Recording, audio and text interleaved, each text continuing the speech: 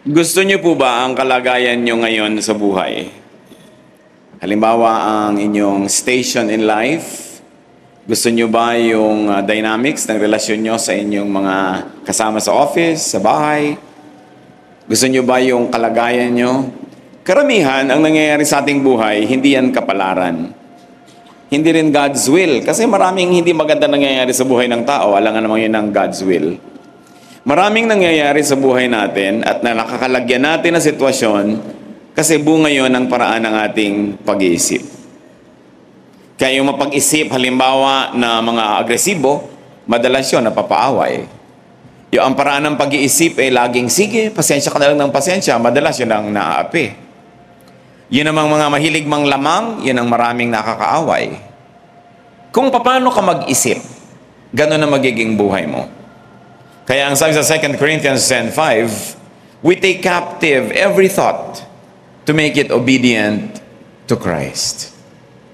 Hindi pinapasunod kay Kristo yung kamay, yung paa, yung bibig, yung mata, hindi. Ang pinapasunod, yung isip. Kasi yung isip lang naman ang sinusunod ng ating katawan. Kaya napakahalaga na binabantayan kung paano tayo nag-iisip. Kung lagi ka halimbawa na ang tendency mo mag-isip, sensitive ka, lagi ka nasasaktan. Kung proud ka, lagi ka na lang may nakakaaway, o kaya nalalayo ka sa mga mahal mo sa buhay. Paano tayo mag-isip? So we watch our thoughts because they become words. Words can become actions. Actions can become habits. Pag pinag-uulit-ulit, habits can become your character, and your character, your destiny. Kaya maraming tao magtataka, bakit lagi nilang ako yung nawawala ng cellphone? O ako yung nadudukutan? O ako yung nababastos? Kasi may paraan ka ng pag-iisip na bumubunga at nagbubunga sa aksyon. Na paulit-ulit na nagiging lifestyle mo na yon, character, therefore you attract all these energies. Whether the energies are positive or negative. Kaya nga atin ngayong pag-aaral, pinamagatan natin, do not think. Huwag mag-isip sa ganito at ganung paraan para mapabuti ang buhay. Salamat, Ama, dahil kayo'y Diyos na interesado sa pang-araw-araw naming buhay. Salamat sapagkat may maganda kayong balak.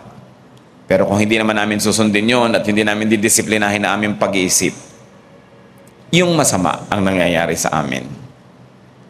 Turutan mo kami, Panginoon, na magbulay-bulay, mag-isip-isip. Siya sa atin kung paano kami mag-isip at mabantayan ang takbo ng aming isip. At nang sa ganon, mabantayan namin ang mga salita na sinasabi namin, kilos na ginagawa namin, mabantayan namin ang paghubog ng aming karakter na siyang halos ay nagdidikta ng mangyayari sa aming buhay. Patawarin niyo po kami sa mga kasalanan namin. Malaki man at maliit, kinikilala namin ang pagkukulang namin sa iyo. Nawa, Panginoon, ang aming mga kasalanan na inyo pong linisin. Palitan niyo po ng kagalakan na aming mga kalungkutan. Palitan niyo, Panginoon, ng sigla ang aming mga tamlay. At nawa, Panginoon, yung kasiyahan niyo maghari sa aming buhay. Yung kabanalan niyo maging totoo. Kayo ang maging tagapagsalita ngayon, O Diyos. Hinihiling namin ng isang simpleng mensahe na tunay naman na makakahamon sa amin na siyasatin ang aming pag-iisip. Nang sa ganon, kung may mga kalagayan kaming napupuntahan na hindi namin gusto, makita namin kung anong connection ito sa paraan ng aming pag-iisip. Lead us, Father. Speak to us. Empower us to become like your Son, Jesus. And in His name, we pray. Do not think. Marami po dapat na hindi isipin ng tao, pero konti lang ang pag-uusapan natin ngayon. Unang-una, do not think that you can ignore God's calling, that you can ignore duty, and remain blessed. Maraming mga tao, akala nila wala silang purpose sa buhay. Kung sila man ay mapalad, meron man dumadating ng mga blessing pang kanila lang. Tulad ni Esther, no ang kanyang buong lahi ay nalagay sa panganib sapagkat papatayin sila at siya ay reyna at meron siyang pwedeng magawang impluensya sa hari. Para ang una niyang plano, manatiling tahimik na lang. Na siya ay Hudyo din at ang lahat ng Hudyo ipapatayin pero hindi alam ng hari na Hudyo siya pero nagpadala ng babala ang kanyang kamag-anak na si Mordecai. Esther 4:13-14. He sent back this answer. Do not think that because you are in the king's house, you alone of all the Jews will escape. For if you remain silent at this time, relief and deliverance for the Jews will arise from another place. But you and your father's family will perish. And who knows but that you have come to royal position for such a time as this. Sabi sa kanya ng kanyang kamag-anak, baka akala mo kung nakatira ka sa palasyo, may exempt ka. May pinirmahang batas, lahat ng Hudyo papatayin. Pag hindi ka tumulong na mabaligtad yan, dahil reyna ka naman, don't think na kung reyna ka, mapupwera ka dito. At kung hindi ka tutulong, merong tatayo na tutulong, may gagamitin ng Diyos. Anong malay mo kung naging reyna ka lang para exactly for this reason, tapos hindi mo pagagawin ang dapat mong gawin? Mga kapatid, nalalagay po tayo sa mga positions of privilege, positions of power and influence, na meron tayong pwedeng magawa. Pero kung mananatili tayong hindi gumagawa, sasarilinin lang natin yung sarap o ginhawa ng buhay at hindi natin gagawin yung marapat kahit pa nga mahirap, may gagawa pa rin nun. Ang Diyos ay tatawag, kukuha ng gagawa nun. Ayaw mong kumanta sa choir, may ibang kakanta. Ayaw mong tumugtog, may ibang tutugtog. Ayaw mong magturo, may ibang magtuturo. Ayaw mong tumulong, may ibang tutulong. Ang nangyari lang, ikaw yung napuwera sa pagdaloy ng pagpapala. Sabi, mangyayari't mangyayari ang tama, mangyayari't mangyayari ang mabuti, tumulong ka man o hindi. Kaya tumulong ka na lang, kasali ka pa. Kesa sa hindi ka kasali. Sabi, nalagay ka lang sa mataas na lagay para sa ganitong pagkakataon. Tapos, palalampasin mo pa ang pagkakataon. Dumarating sa buhay natin, mga kapatid, kung minsan may magagawa tayong mabuti papalampasin mo pa. Paminsan-minsan lang, halimbawa na may kamag-anak kang nangangailangan, kaya mong tulungan, papalampasin mo pa. May tutulong din yon. Makita mo yung hindi mo tinulungan ngayon, yung hindi mo tinulungan mag-enroll, makita mo naka-enroll din yun Kaya lang, puwera ka, hindi ka kasali sa tumulong. Makikita mo may sakit na tao, hindi mo dinalaw, babangon din yun, gagaling din yun. Ang matatandaan, hindi mo dinalaw. Sa dinami-rami ng dumalaw, isa ka sa hindi. Bakit mo sasayangin ang pagkakataon to do good when you can? What can stop you? Kaya sabi, do not think na ang iyong mga tinatalangkilik ay para lang sa'yo, may dahilan yan. And if you are blessed, do not think that you are favored and blessed just for your own enjoyment. Ang talent mo hindi lang para sa'yo, ang mga kapangyarihan mo hindi lang para sa'yo. What we receive, we are duty bound to pass around, to recycle. Kaya pag huminga ka, kailangang mag-exhale ka rin Hindi mo pwedeng sarilinin yan, kailangang ipasa mo sa halaman. Yung oxygen na hininga mo, magiging carbon dioxide. Kailangan may ibang makinabang. 2 Corinthians 1:4, God comforts us in all our troubles so that we can comfort those in any trouble with the comfort we ourselves have received from God. Binibigyan ka ng tulong at ginhawa para sa lakas na natamo mo sa tulong na tinanggap mo, ikaw naman ang tumulong sa iba. Dumarating ang panahon, mahina ka, may darating na tao, tutulungan ka. Pag dumating yung pagkakataon na ikaw naman ang tutulong sa kanya, huwag mong papalampasin ang pagkakataon. Kasi huwag mong lilimutin na nandiyan ka lang ngayon, malakas ka na, buhay ka pa, kasi may nagdugtong ng buhay mo Kung hindi ka didugtungan, nasan ka na? Kaya ngayon may tungkulin kang magdugtong din sa buhay ng iba, lalong-lalo dun sa naging instrumento para ka madugtungan. So may mga problema. Tayo po ng mga lumalampas sa problema, meron na tayong obligasyon na maging matulungin sa mga nandun at kasalukuyang nasa panahon ng problema.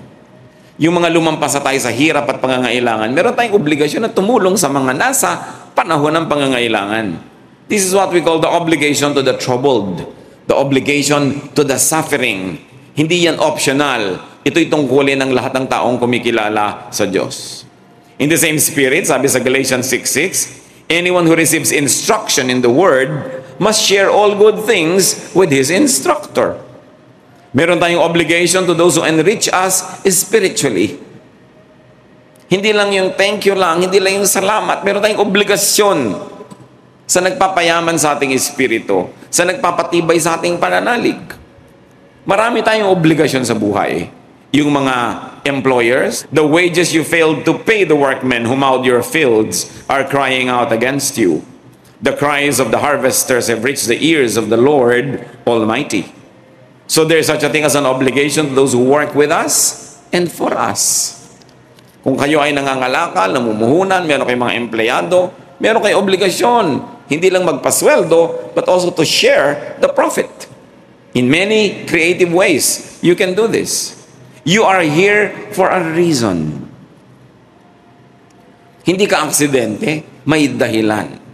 May dahilan kung bakit magandang kumanta. May dahilan kung bakit matalino ka sa numbers. May dahilan kung bakit perceptive ka mag-isip. Magaling kang makiramdam. May dahilan kung bakit maganda ang itsura mo. May dahilan ng lahat ng bagay. Ephesians 2:10, "For we are God's workmanship, created in Christ Jesus to do good works, which God prepared in advance for us to do." Nilikha tayo para gumawa ng mabuti. Pag hindi tayo gumagawa ng mabuti, lumulungkot tayo. Pag hindi tayo gumagawa ng tama, nawawala yung ating isip doon sa tamang takbo. Nawawalan tayo ng dahilan ng buhay, nawawalan tayo ng sigla.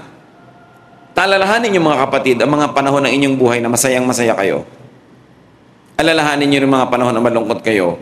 May malaking kinalaman doon ang paraan ng inyong pag-iisip. Bakit kayo nalagay sa lugar na masaya? Siguro, nung panahon na yun, ganito kayo mag-isip. At dahil ganito kayo mag-isip, ganito ang inyong mga salita, ganito ang inyong mga kilos, ganito ang interaction nyo sa inyong paligid. Pero yung mga panahon hindi ka masaya, meron kang dapat isipin. Bakit? Paano ba ako nag-iisip? Ba't ako nalagay sa ganitong lugar? Anong dapat kong isipin dito? Because you are part of the system and you must function. And when you do not function correctly, things go wrong. Not only with you, but with the entire system. Meron tayong pananagutan sa isa't isa. Hindi ka lang nabubuhay para sa sarili. Kung okay lang sa'yo, halimbawa, na ikaw ay matamlay, paano kung nagpapatamlay ka rin ng kapwa mo? May pananagutan ka. Dapat ginagawa mo kung ano yung dapat mong gawin. You are God's workmanship, created to do good works. Kung minsan meron isang pamilya ang lungkot-lungkot dahil meron dong isang member, siguro sinira niya yung buhay niya, o kaya ay ayaw niyang makinig, hindi siya lagi nagko-cooperate, o kaya ay hindi na gagawa yung mga duty niya, lahat na apektuhan. Hindi pwedeng ikaw lang maapektuhan ng sarili mong ginagawa because you're part of a system. You are part of a church, you're part of a family, you're part of society. May assignment ang bawat isa na dapat gawin. At pag hindi niya ginagawa yon, hindi lang sa nagmamalfunction ng system, mananagot din siya. Because you will be measured and judged according to that purpose for which you were created and gifted. Nagawa ba o hindi? Ecclesiastes 12:14, "For God will bring every deed into judgment, including every hidden thing, whether it is good or evil." Judgment doesn't have to come at the end of the world. Every day, we are being measured. At kung ano itinatanim natin, nagbubunga yon at nagkakaroon ng bearing sa ating buhay. So do not think na para sa iyo lang ang magagandang bagay. Pag gano'n ang takbo ng iyong isip, may pagkakalagyan ka na naman sa interrelationship mo with people. It will determine your dynamics with people. Now, do not think evil for others. Huwag magplano ng masama. Do not plot against people. Zechariah 7:10, "Do not oppress the widow or the fatherless, the alien or the poor, therefore the weak. In your hearts, do not think evil of each other." So sa biglang tingin, ang pinag-uusapan dito, mga balo, mga ulila, mga foreigners na walang kamag-anak, so pwedeng-pwede mong apihin. Pero generically, ang sinasabi din dito, huwag mong apihin yung kaya mong apihin. Kung meron kang impluwensya, kapangyarihan, meron kang kakayanan kahit papano na manakit ng damdamin, kawawain ng isang tao, huwag mong gawin. Meron kang power over people. You know, people who love us are weak. Because if you are the object of that love, you have power over that person. Ang power hindi lang pera, ang power hindi lang posisyon, ang power hindi lamang kayamanan o physical strength. Because everybody who has affection for you will be affected by you. So paano mo ginagamit yung power mo na yon? Are you making them feel good or bad? Pinapatahimik mo ba o ginugulo mo ang kanilang kalooban? It's an oppression. When you use that power to make people who are under your influence unhappy. Micah 2:1, "Woe to those who plan iniquity, to those who plot evil on their beds. And at morning's light, they carry it out because it is in their power to do it." Sabi, sumpain yung mga nagbabalak ng masama laban sa kanilang kapwa, pinagpaplanuhan, iniisip, at oras sa kaya na nilang gawin, gagawin nila dahil may kakayanan naman sila. It's a wrong use of power. Kasi ang power na ibinigay sa atin ng Diyos, power to love, to nourish, to care. Hindi power para manakit, hindi power para mangbaliwala, hindi power para pasakitan mo ang iyong kapwa, kundi para mahalin mo siya, para mo siya alagaan. And very especially, God hates plotting evil against the innocent and against those who are good to you. Yang mga paggawa na yan ng masama, hindi lang eka mo yung paggawa ng masama. Pwede kang magplano, gagawin kita ng masama. Okay? Masama yun. Pero pwede ka rin magplano, hindi kita gagawa ng mabuti. Masama na rin yun. Because for him for him who knows what is right to do and does not do it, it is sin. So hindi sapat na gagawa ka ng destructive thing. Yun lang hindi ka nakakagawa ng constructive thing na kaya mo naman, masama na yun. Nagbabala ka, ay, ibablock ko ang kanyang mga plano. Bibiguin ko ang kanyang mga gusto.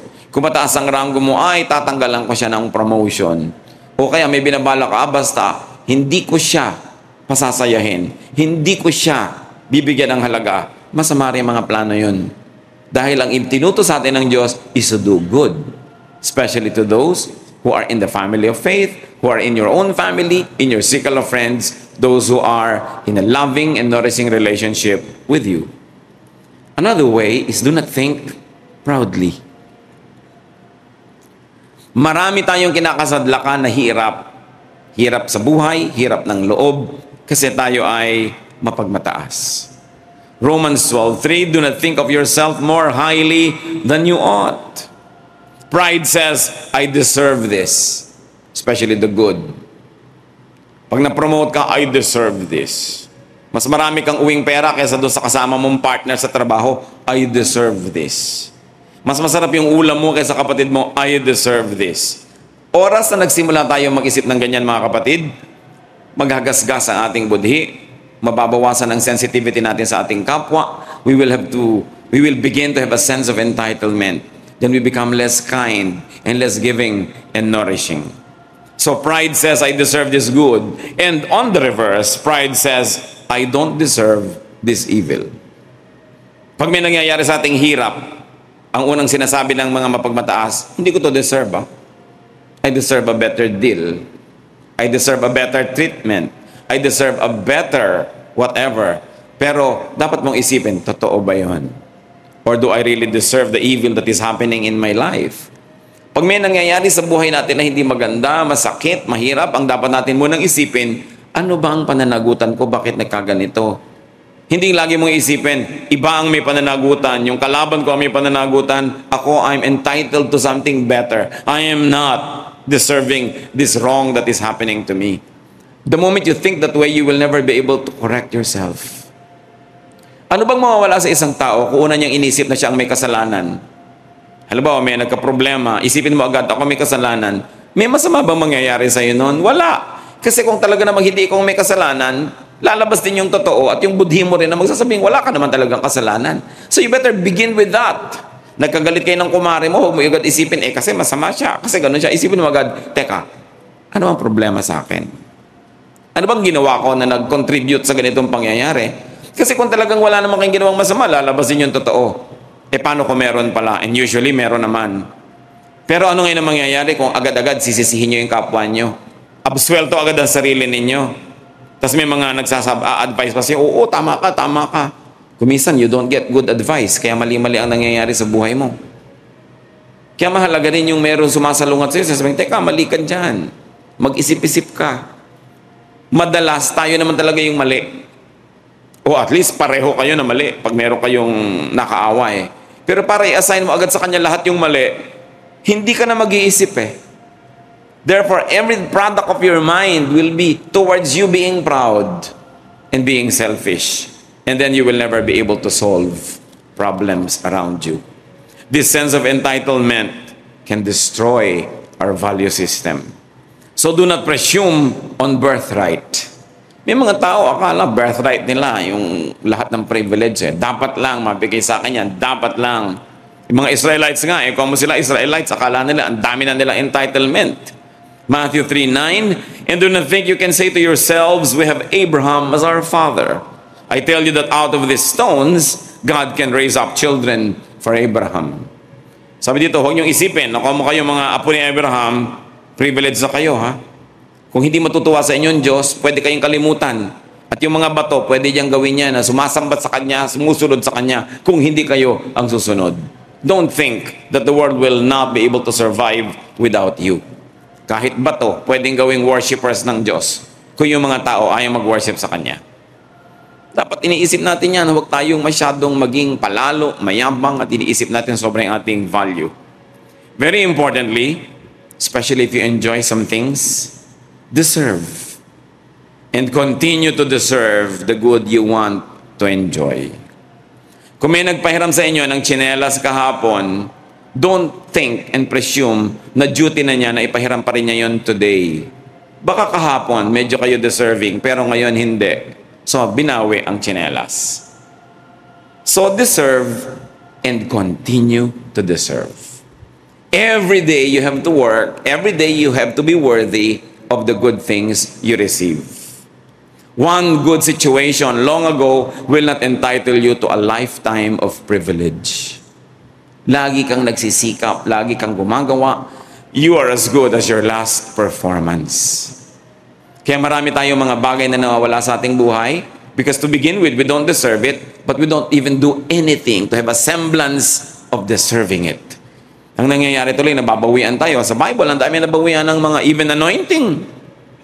Nababawian ng mga privileges, nababawian ng blessing, kasi akala nila automatically dapat tanggapin na lang nila yon.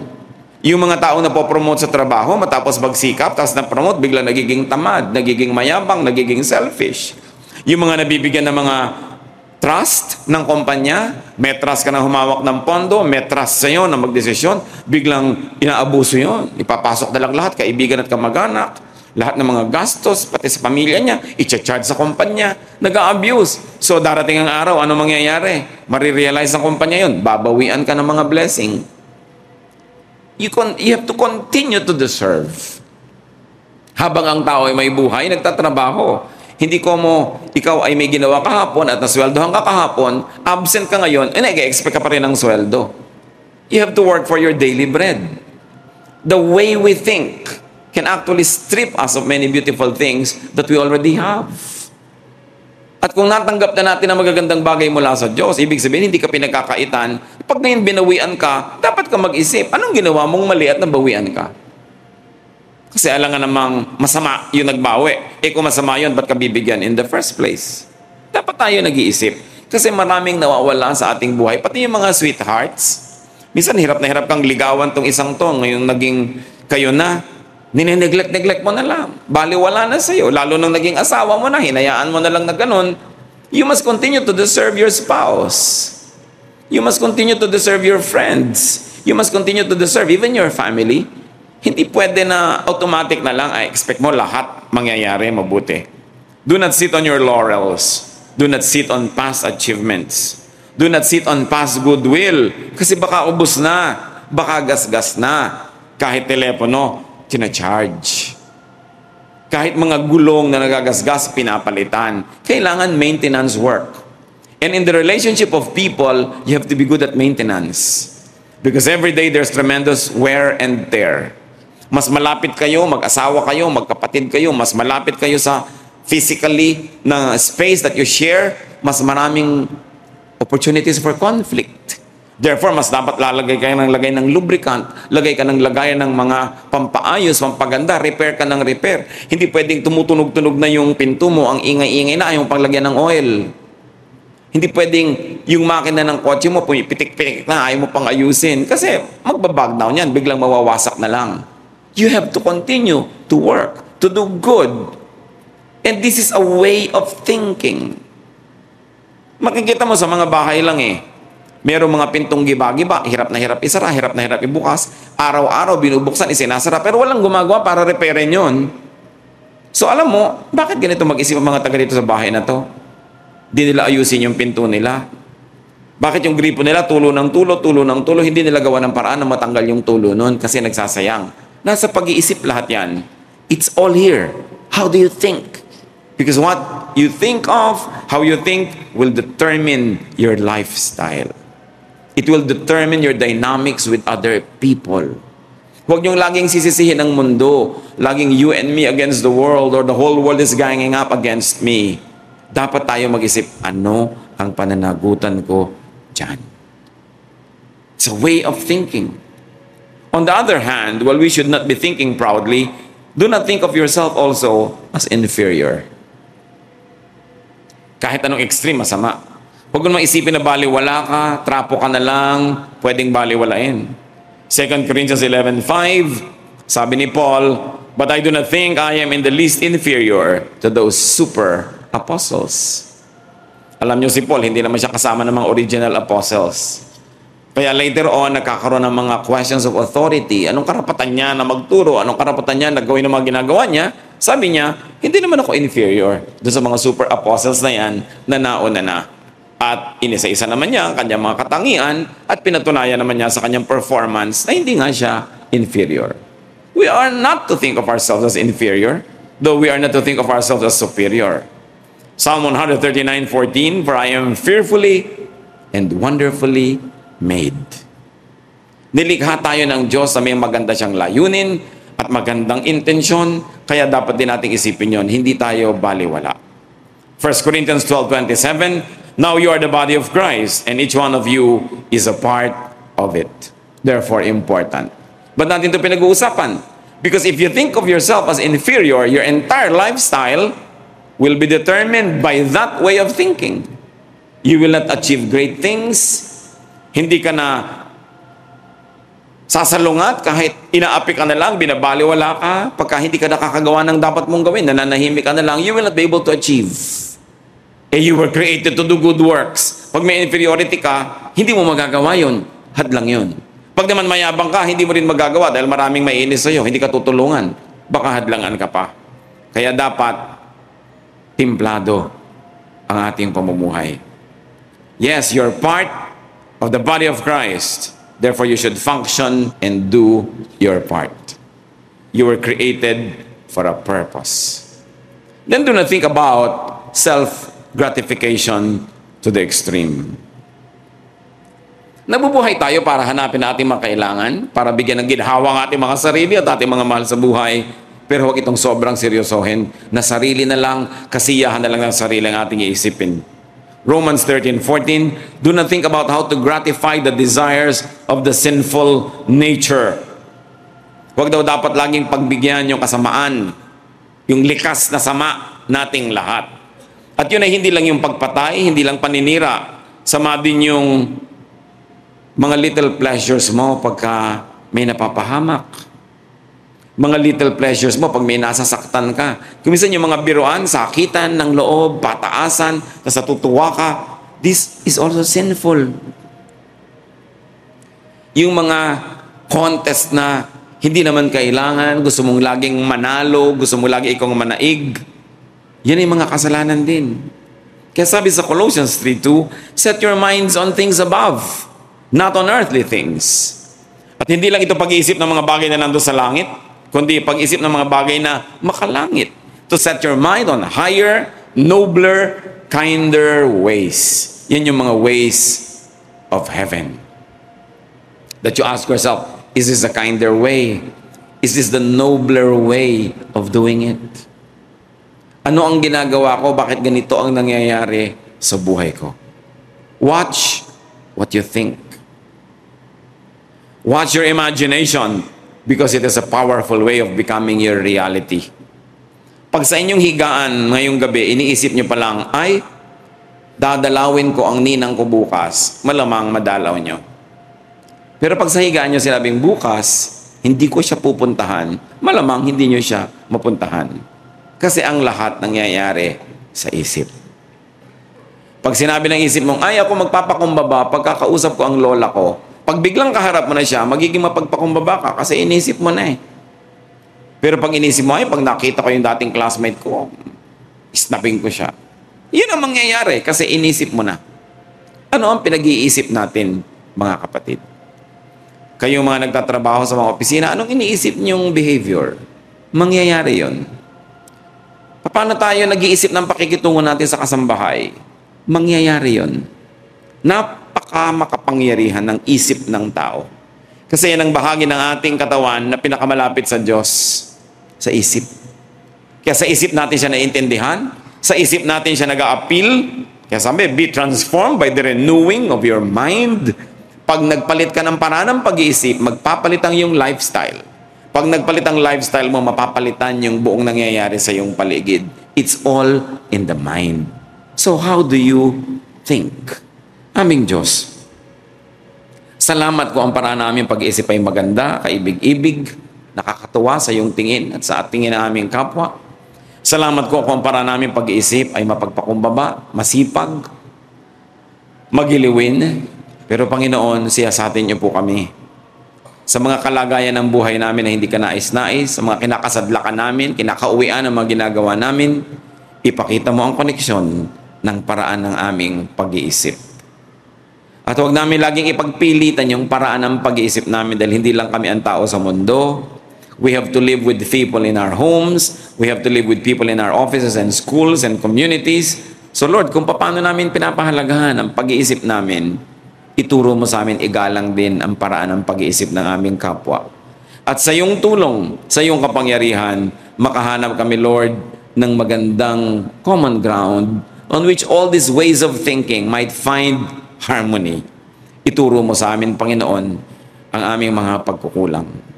At kung kami ngayon, Panginoon, sa iyong harapan ay may mga problema sa buhay, problema sa pakikipagkapwa, problema sa pagtatrabaho, na ang pinagmumulan ay paraan ng pag-iisip, ibunyag mo sa amin ngayon. Kung lagi kami nabibigo, lagi kami napapaaway, lagi na lang kami, Panginoon, na hindi nagtatagumpay, lagi kaming napagsasamantalahan, ano man yun na nagiging pattern sa buhay namin, ipakita mo, Panginoon, yung responsibility ng paraan ng pag-iisip namin. Magbulay-bulay tayo sandali, mga kapatid. Hingan nyo ang Panginoon ng very practical application ng mga katotohanan ito para kung mabuti ang ating kalagayan sa buhay, mas bumuti pa. At lalong-lalo kung hindi mabuti, para ito'y mapabuti. Turuan mo kami, Panginoon, na sa pag-iisip pa lang, maging mapagbantay na at nasa ganon ang aming pananalita, pagkilos, aming value system, ang aming character, ay maging kaayon sa iyong kalooban. Mag-isip-isip tayo at pagpalain tayo ng Panginoon.